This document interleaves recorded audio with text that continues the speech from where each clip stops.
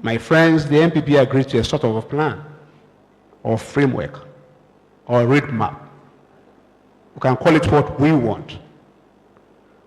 However, we are here to define new solutions to the old problems of economic development and how we should deal with it in the next 40 years. We share the views of all the speakers, from the regional minister, chairman, my colleague, Dr. Haji from the NDC. But how do we want the next 40 years to be? What role do we want the government to play in our lives? That has been a question we have not been able to answer. How do we want the private sector and the individuals to play in the economy and development of this nation? Should we limit the role of government to the provision of public services, or give them a larger role in picking winners and losers in the economy? These are the questions. The regional minister asked some of the questions, the chairman did the same, and I think when Dr. Haji was speaking, he was talking about the same thing. Development is about the individual. We make the rules because individuals will pass on the rules. Now, the history of our development plan started in 1949, when Kwame Nkrumah State outlined the Convention People's Party Manifesto, his intention to create a socialist state, and I quote, which all men and women shall have equal opportunity and where there will be no capitalist exploitation. This has been followed by various plans.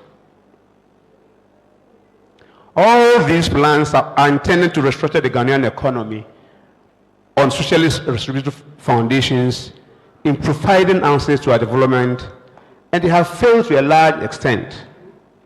They failed because of three main reasons. Those in charge pontificated about the plans and the philosophy, but they failed to accept the discipline which any plan imposes on individuals and institutions. The second reason is that more and more people overnight jump on the political bandwagon. They spouted jargons which were different and were not applicable to the Ghanaian situation. The third reason is that we relied on the old economic development agenda of poverty alleviation through foreign aid, which brings more problems and that include massive corruption. These have been our problems. Now, how do we solve these problems as we move to the 40 years development? Ladies and gentlemen, we need to move away from the old roadmap to development. The development goal of the 40-year long-term plan should enable people, rather than the state and government, the World Bank, or any other institution, to figure out how best we live and improve our lives. Government's role within the 40-year framework should be to cultivate an environment in which individuals can achieve their potential and then make the most of their abilities and other resources in the economy. The only way to increase the rate of economic growth is for a plan that will emphasize policies and institutions that encourage individuals in the private sector to become more efficient and productive and to grow faster. In this way, the private sector will expand production, increase employment, and pay higher wages and salaries.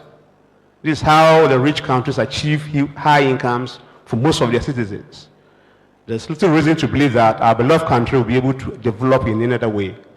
In the next 40 years, Ghana needs to fire up its citizens, unlock their talents, enforce the rule of law, give individuals clear titles to their homes and lands, that there is a stable currency so that prices can be anticipated and future decisions are easily assessed within a liberal economy that supports free enterprise. The linkage between the development of the private sector and reducing poverty is obvious and indisputable.